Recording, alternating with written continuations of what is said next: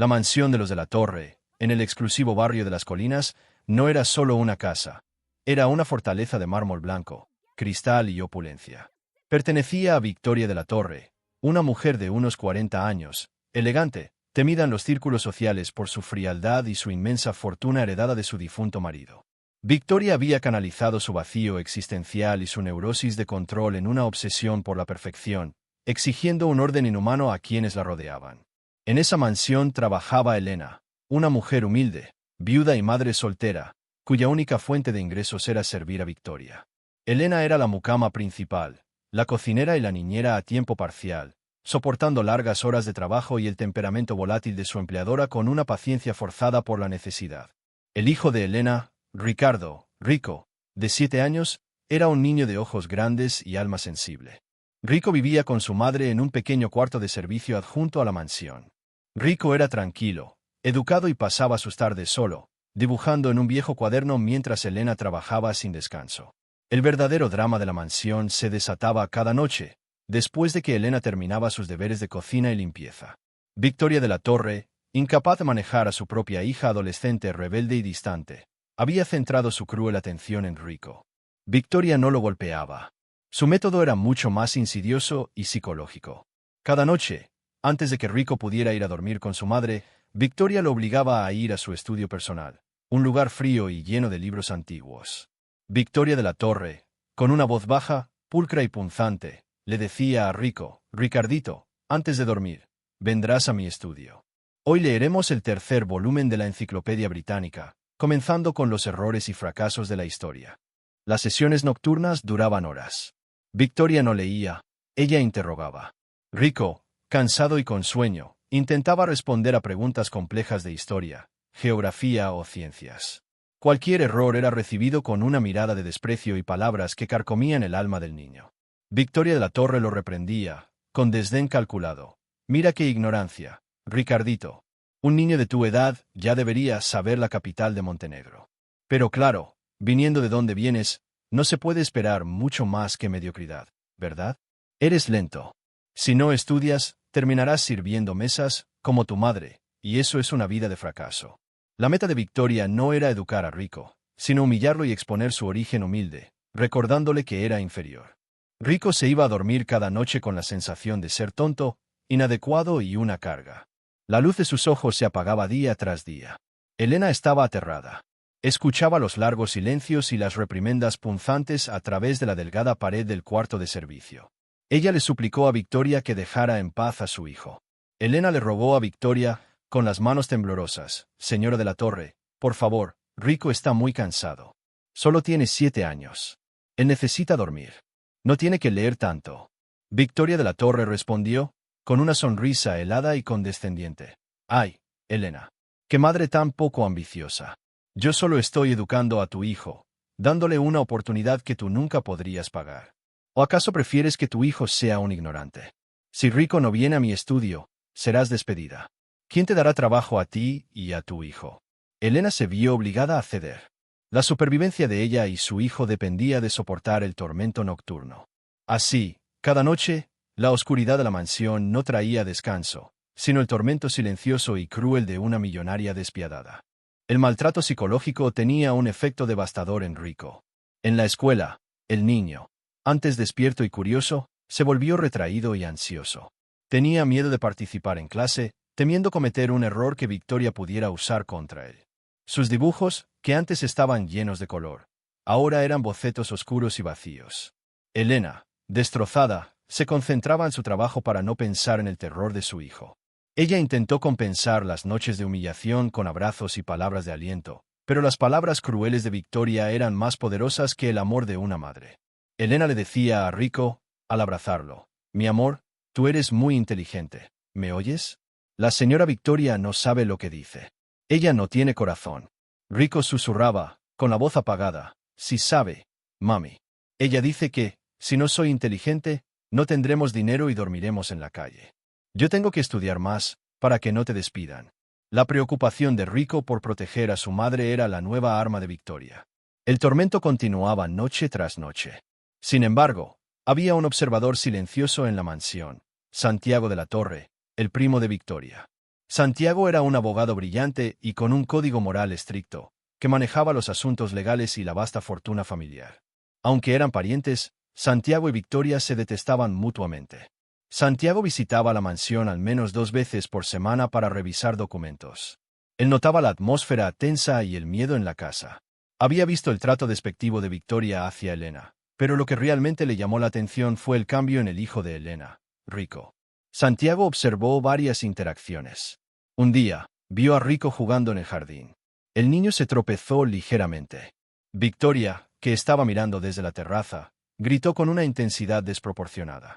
Victoria de la Torre gritó desde arriba: «Ricardito, qué torpeza. Parece que tu cerebro no puede controlar ni tus propios pies. Si eres torpe ahora, serás un inútil de adulto. Levántate y compórtate». Rico se levantó rápidamente, con la cabeza gacha, sin atreverse a mirarla. El incidente, aparentemente menor, despertó la alarma de Santiago. Él sabía que Victoria era cruel, pero sospechaba algo más sistemático. Una noche, Santiago se quedó trabajando hasta tarde en la biblioteca, que estaba adyacente al estudio de Victoria. Escuchó, a través de la pared, las sesiones de estudio de Victoria con Rico. No eran clases, eran interrogatorios llenos de sarcasmo y críticas destructivas. Victoria de la Torre se escuchaba a través de la pared, con un tono burlón. «No, Ricardito. El río Amazonas no pasa por Noruega.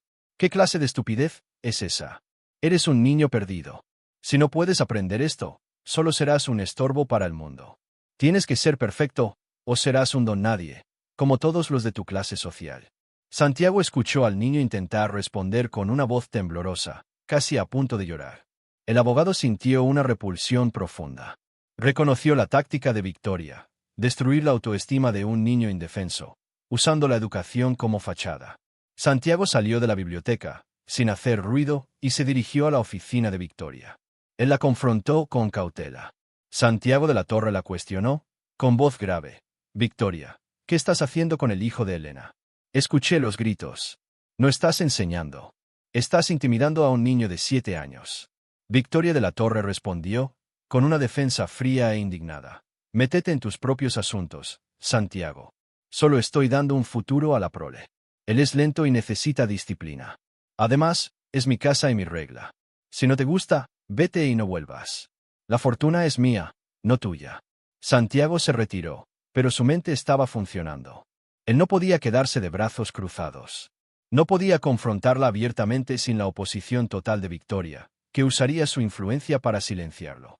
Necesitaba pruebas de que el maltrato psicológico era sistemático y que afectaba la salud mental del niño. Santiago, el abogado frío y metódico, decidió que se convertiría en el ángel de la guarda de Elena y Rico, operando desde las sombras. Santiago de la Torre puso en marcha su plan.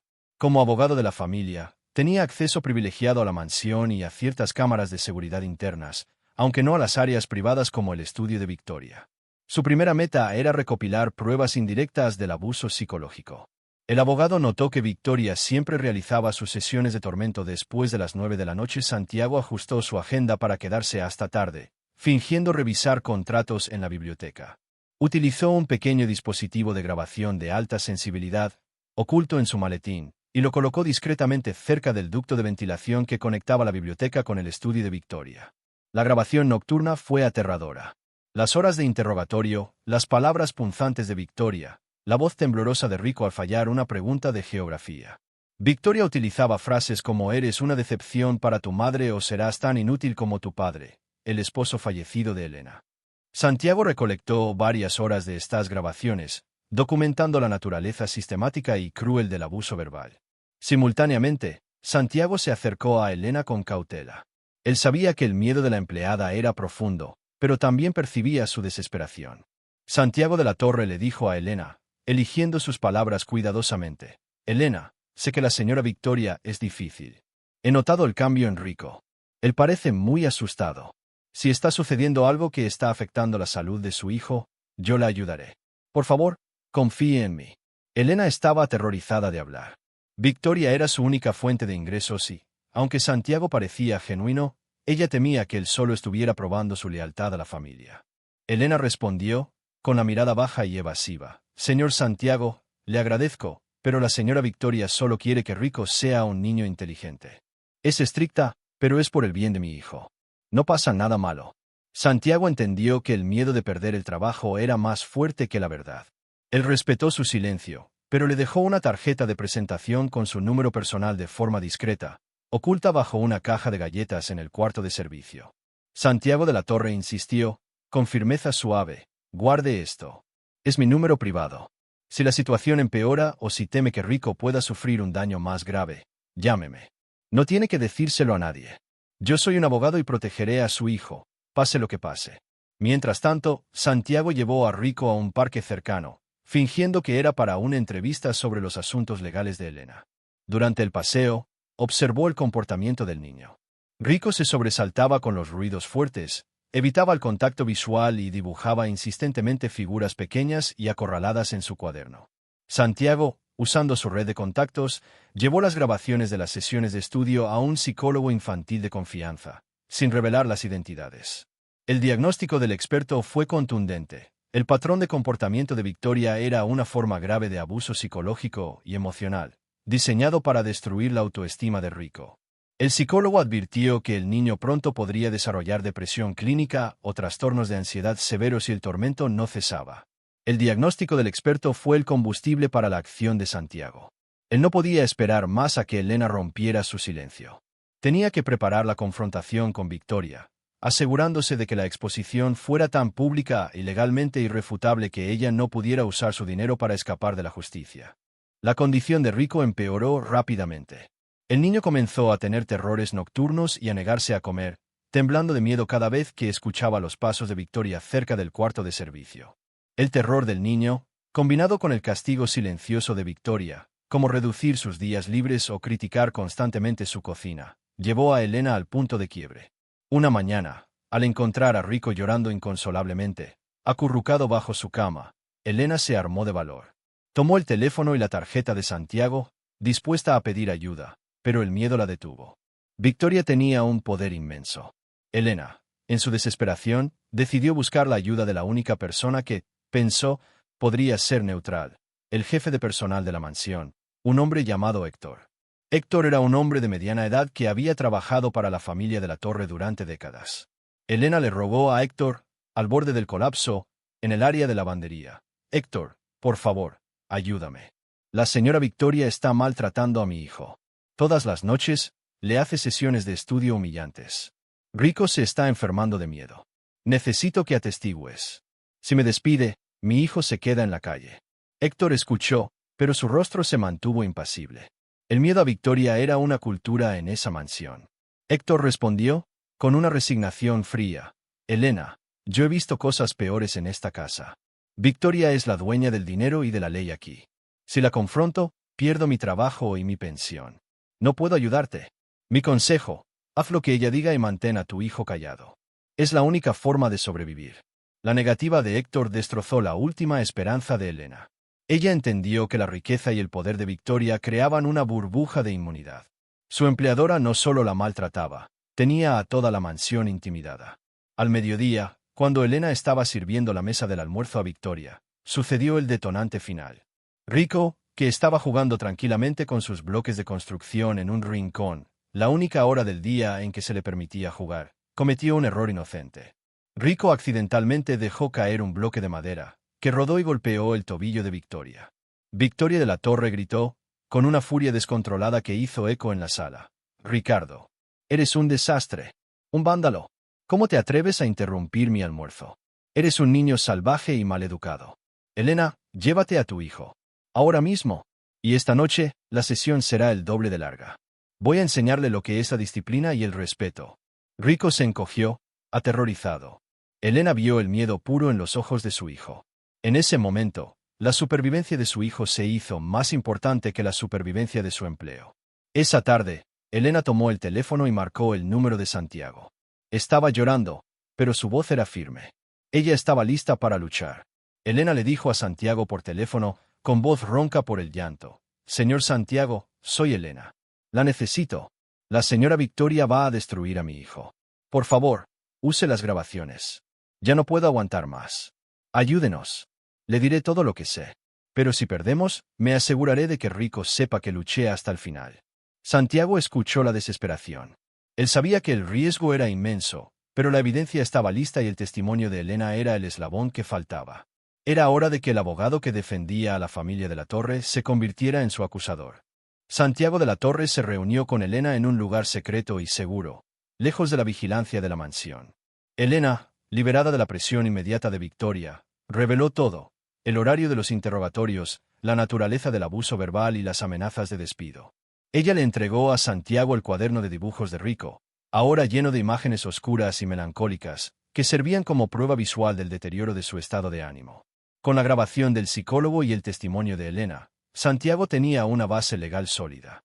Sin embargo, sabía que Victoria era poderosa y utilizaría todos sus recursos para silenciar el escándalo. Santiago de la Torre explicó a Elena, con sobriedad: Elena, Victoria intentará desacreditarla. Dirá que usted es una empleada resentida que intenta chantajearla. Necesitamos actuar rápidamente. No podemos permitir que ella use su influencia para ocultar la evidencia, o lo que es peor, tomar represalias contra Rico. El plan de Santiago era doble. Primero, garantizar la seguridad de Elena y Rico. Segundo, golpear a Victoria donde más le dolía, no solo con la ley, sino con la exposición social, usando el caso para iniciar una auditoría completa de sus finanzas y prácticas de gestión. En su despacho, Santiago se puso en contacto con un juez de familia de su confianza y con una organización de protección a la infancia. Su objetivo no era solo una demanda civil, sino una orden de alejamiento inmediata y, si era posible, una investigación por abuso emocional infantil. Mientras tanto, la ausencia de Elena en la mansión no pasó inadvertida.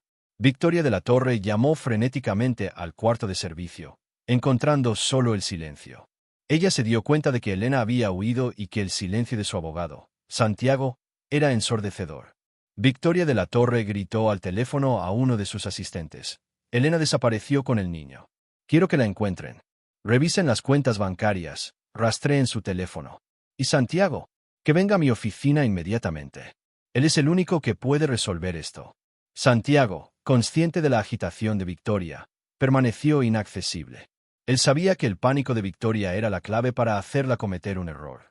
Él estaba preparando la bomba legal que explotaría al día siguiente. La única preocupación de Santiago era que la noticia de la fuga pudiera hacer que Victoria intentara algún acto desesperado contra Elena o Rico. Él organizó un equipo de seguridad discreta para monitorear la ubicación temporal de Elena y Rico. Esa noche, Elena y Rico durmieron en un apartamento alquilado y seguro. Por primera vez en meses, Rico durmió tranquilamente, sin el terror de las sesiones de estudio. Elena, exhausta pero aliviada, miraba a su hijo y sentía que había hecho lo correcto. Elena susurró, acariciando el cabello de Rico: Estoy tan orgullosa de ti, mi amor. Ahora estás seguro. Vamos a luchar. Mientras Elena encontraba la paz, Victoria estaba en un frenesí. Llamó a todos sus contactos para intentar descubrir la ubicación de Elena y de Santiago. La ausencia de Santiago, su abogado de confianza, era el mayor signo de traición. Victoria comenzó a sospechar que Santiago estaba detrás de la fuga, pero no podía probar nada. El escenario estaba listo. La confrontación no sería en la mansión, sino en el tribunal y en los medios. Santiago estaba listo para usar la riqueza de la familia de la Torre contra la crueldad de Victoria, revelando la oscuridad detrás de las paredes de mármol. A la mañana siguiente, la bomba explotó. Santiago de la Torre, vistiendo un traje impecable, presentó una denuncia formal de abuso psicológico y emocional infantil contra Victoria de la Torre. La denuncia fue acompañada de las grabaciones de audio y del testimonio detallado de Elena. El caso, que involucraba el nombre de la Torre, atrajo inmediatamente la atención de los medios y de las autoridades. Victoria de la Torre fue notificada de la denuncia y de la orden de restricción temporal que le prohibía acercarse a Rico. Ella estaba bajo investigación formal. Victoria estaba en estado de shock total. Su mundo de control perfecto se desmoronó en minutos. Convocó a sus abogados personales, no a Santiago, y exigió que aplastaran el caso de inmediato. Su primer instinto fue desacreditar a Elena. Victoria de la Torre gritó histéricamente a sus abogados: Esa mujer es una mentirosa. Me está chantajeando. Ella robó dinero y está inventando historias para extorsionar la fortuna de la familia. Quiero que la destruyan. Y a Santiago, quiero que lo demanden por traición y robo de información. Sin embargo, los abogados de Victoria pronto se dieron cuenta de la seriedad del caso. Las grabaciones eran irrefutables. La voz de Victoria, calmada pero llena de desprecio, detallando la ignorancia de Rico, era incriminatoria. Sus abogados le aconsejaron mantener el silencio, pero el orgullo de Victoria era demasiado grande. La crisis alcanzó su punto máximo cuando un reportero logró contactar a Santiago. El abogado, con el permiso de Elena, dio una declaración sobria pero devastadora. Santiago de la Torre declaró a la prensa, mirando directamente a la cámara: la denuncia no es sobre dinero. Es sobre la seguridad de un niño de 7 años que fue sometido a un abuso psicológico sistemático y cruel. El poder y la riqueza no pueden ser escudos contra la decencia humana. Tengo pruebas de audio que confirman el maltrato. Mi único objetivo es asegurar la custodia total y la recuperación emocional de Rico. La declaración de Santiago fue transmitida en todos los canales de noticias, exponiendo la crueldad de Victoria al mundo. La sociedad de lujo que Victoria tanto apreciaba la rechazó instantáneamente. El nombre de la torre, que antes significaba poder, ahora significaba crueldad. Mientras Victoria se preparaba para la batalla legal, intentando desesperadamente usar su dinero para comprar el silencio de los testigos y contratar a los abogados más caros del país, Elena y Rico comenzaron el largo proceso de curación. Rico inició la terapia con el psicólogo de Santiago.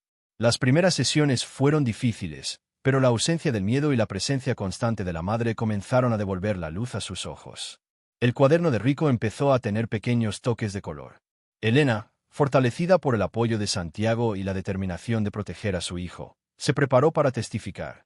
Sabía que la lucha sería larga, pero por primera vez, no estaba sola. Santiago, el abogado frío de la familia, se había convertido en su campeón, y él estaba decidido a derribar el imperio de crueldad de Victoria. El juicio de custodia y la demanda por abuso laboral contra Victoria de la Torre se convirtieron en un circo mediático. Victoria se presentó en la corte con un equipo de abogados carísimos, manteniendo una fachada de víctima inocente, alegando que Elena era una madre inepta y que ella solo intentaba darle una educación privada al niño por caridad. Santiago, por su parte, mantuvo la calma y la sobriedad, presentando la evidencia de forma metódica. Primero, reprodujo las grabaciones de audio en la sala del tribunal. La voz condescendiente y cruel de Victoria llenó el silencio, exponiendo el abuso psicológico a plena luz. El momento más devastador, sin embargo, fue el testimonio de Rico. El tribunal fue desalojado para el testimonio en cámara, y Rico habló con la ayuda del psicólogo. Rico, con voz apenas audible y temblando, describió las sesiones nocturnas. Ella me preguntaba cosas que yo no sabía. Y cuando me equivocaba, ella decía que yo era tonto y que mi mamá me iba a dejar. Ella decía que si me portaba mal, mamá iba a perder el trabajo y que íbamos a dormir en la calle. Yo tenía que saber las respuestas para que mamá pudiera quedarse. El testimonio infantil se centró no solo en la humillación, sino en cómo Victoria había manipulado el miedo de Rico a la pobreza para obligarlo a soportar el tormento. El psicólogo presentó los dibujos oscuros de Rico y su diagnóstico de ansiedad severa. Elena testificó sobre las amenazas de Victoria y cómo se vio obligada a dejar a su hijo en manos de su abusadora por miedo a ser despedida.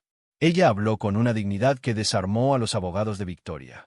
Elena declaró, con firmeza: no intenté chantajear a la señora Victoria. Intenté proteger a mi hijo. Le rogué que lo dejara en paz. Ella usó mi necesidad y el amor de mi hijo por mí como arma.